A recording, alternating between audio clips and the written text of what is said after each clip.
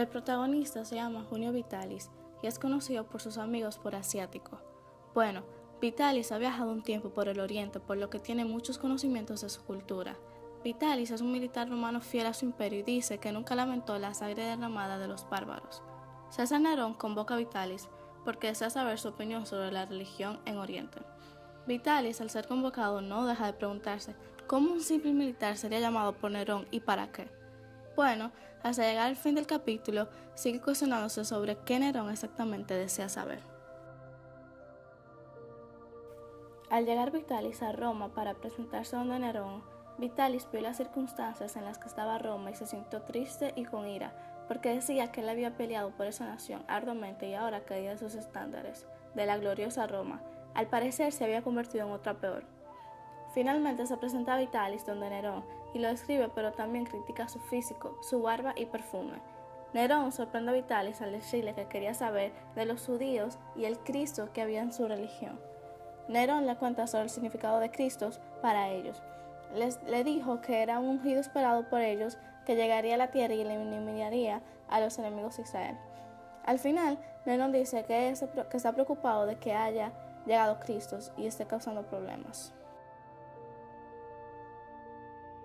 Vivaldi se sorprende al volver a pensar que Nerón pensaba que el Cristo había llegado ya.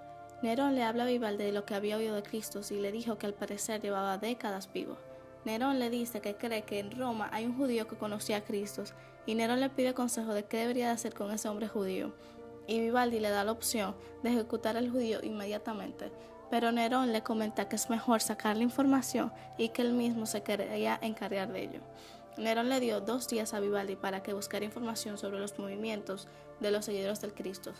Vivaldi manda a buscar a Livio Marcio Rosio y al encontrarlo le comienza a hablar sobre el tema y Rosio le dice todo lo que él sabe al respecto. Rosio dijo que lo ayudaría y se acaba el capítulo Rosio diciéndole que ya tenía lo que él quería. En este capítulo el protagonista sigue hablando con Rosio y haciéndole preguntas sobre el Cristo. Rosio le respondía unas, otras no. Al final, el Vitalis pregunta por qué se interesaban tanto por Jesús, pero se quedó bebiendo de su vino itálico. En este capítulo, el protagonista habla personalmente de César Nerón. Vitalis cuenta sus sueños sobre unos cadáveres y contaban que estos dejaban sus tumbas.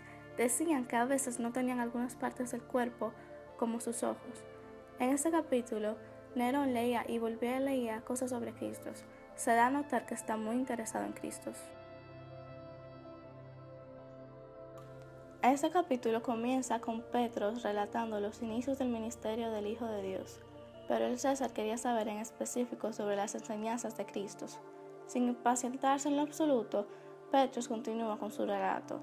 Este habló sobre el profeta Isaías y sobre Juan el Bautista, pero Nerón, un tanto incómodo, interrumpió nuevamente a Petros, porque quería saber cuándo había empezado a actuar Jesús. Pero Petros siguió con su relato.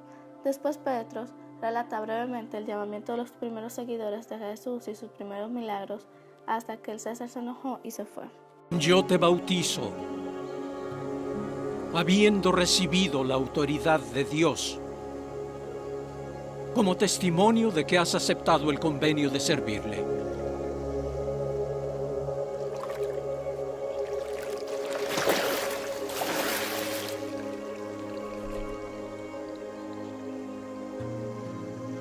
Este es mi Hijo amado, en quien me complazco. En estos capítulos podemos ver a un judío hablando sobre cosas increíbles que con solo pensar que fueron reales no me las imagino. Seguro muchos pensarán que era mentira sobre lo que este judío hablaba, pero era de verdad. Se puede considerar una gran paradoja, algo increíble, algo casi imposible pero posible. Todas las cosas que nuestro Señor Jesús hacía. Era el César quien no paraba de pensar en todas estas cosas que Jesús hacía, y yo leyendo esto me formulé la misma pregunta que él. ¿Quién es este al que aún el viento y el mar le obedecen? En el capítulo 9, Petros contaba sobre la historia de cuando la mujer con flujo de sangre fue sana con solo tocar el manto de Jesús. Les contó también acerca de la sanación de la hija de Jairo. Al Nerón escuchar las palabras de este hombre se irritó y salió irado inmediatamente de la sala. Al final les cuenta el milagro de los peces y los panes cuando Nerón habló de apetito, pero el César dijo que su mesa iba a estar mucho más abundada. Y Jesús me hizo libre de la enfermedad que padecí por 12 largos años. Sufrí mucho, gasté todo lo que tenía, de médico en médico. ¿Y saben qué? En lugar de mejorar, sentía que cada vez mi enfermedad era peor. Sentía como mis fuerzas se acababan. Sentía que ya no podía más. El capítulo 10 comienza narrando de cuando Vitalis entra al lugar donde estaba Nerón y vio que Nerón estaba listo para comer. Vitalis notó que habían 3 mesas con abundante comida como Nerón prometió. El César quería demostrar que Jesús no era nada más que solo allante, creyendo que él era mejor que Jesús. En el capítulo 11 se empieza con el César dándole gracias a Petros por lo divertido que fue escuchar todas esas historias de magia oriental que le habían contado. El César les dirigió unas palabras a Petros y fueron que sus historias no eran originales.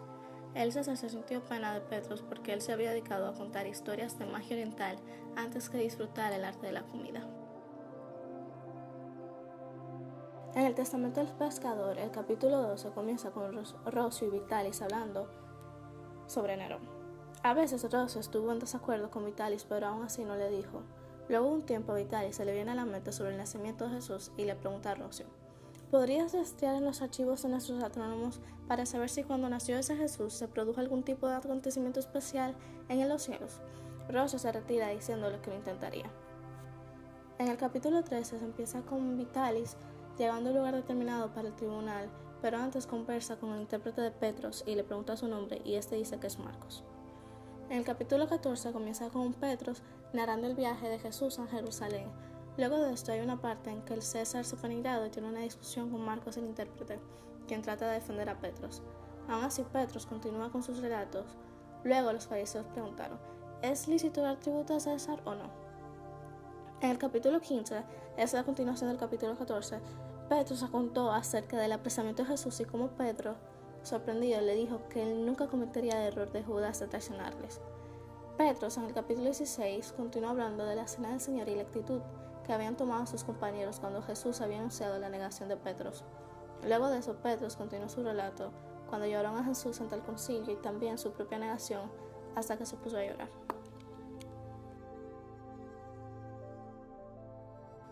El capítulo 17 comienza con un relato de un anciano que murió, que fue el único que defendió a Jesús y obviamente tenía más fe que Pedro. Luego, al continuar el capítulo, nos damos cuenta que el César no sentía pena por los judíos. Petros va contando que cuando llevaron a Jesús a donde Pilato no estaba muy seguro de crucificarlo. El capítulo 18 comienza con Petros diciéndole al César que la historia había terminado en la cruz, que si hubiera sido así, Petros no hubiera estado frente al César para contarle la historia y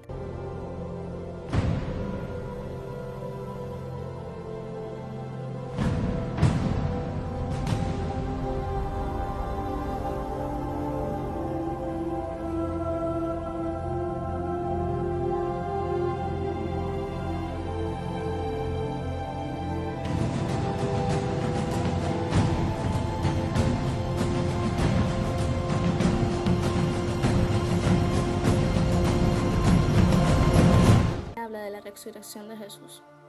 El capítulo 19 comienza con Vitalis y Rocio hablando. Rocio había descubierto dónde había nacido Jesús. Jesús había nacido en Jerusalén, Belén, en los tiempos de Herodes. Herodes, después de haber tomado el poder, se aseguró de que todo bebé varón fuera eliminado para así lograr la muerte de Jesús. Vitalis, confundido, le pregunta a Rocio que si Herodes tenía miedo a que perdiera el reino, y Rocio le contestó que no sabía. El capítulo 20 comienza con el César contento recibiendo a Vitalis. El César le había dicho a Vitalis que estaba cansado de que Petros le relatara más historias no reales. El César, indignado, no podía soportar a los judíos y sus prácticas, y él se encontraba más repulsivo a los que seguían a Jesús.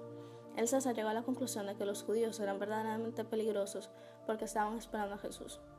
En el capítulo 21 comienza con que a Petros lo iban a llevar a la cárcel. El guardia que acompañaba a Vitalis le dijo que hoy todos estaban desesperados en escuchar a Petros. Vitalis, preocupado, le pregunta a Petros que si más gente lo habían visitado y al carcelero le dijo que vinieron 3 hombres a verle a su intérprete y 2 hombres más que le llevaron comida y ropa. El carcelero le abre la puerta a Vitalis y Vitalis encuentra a Marcos, Alejandro y a Rufo.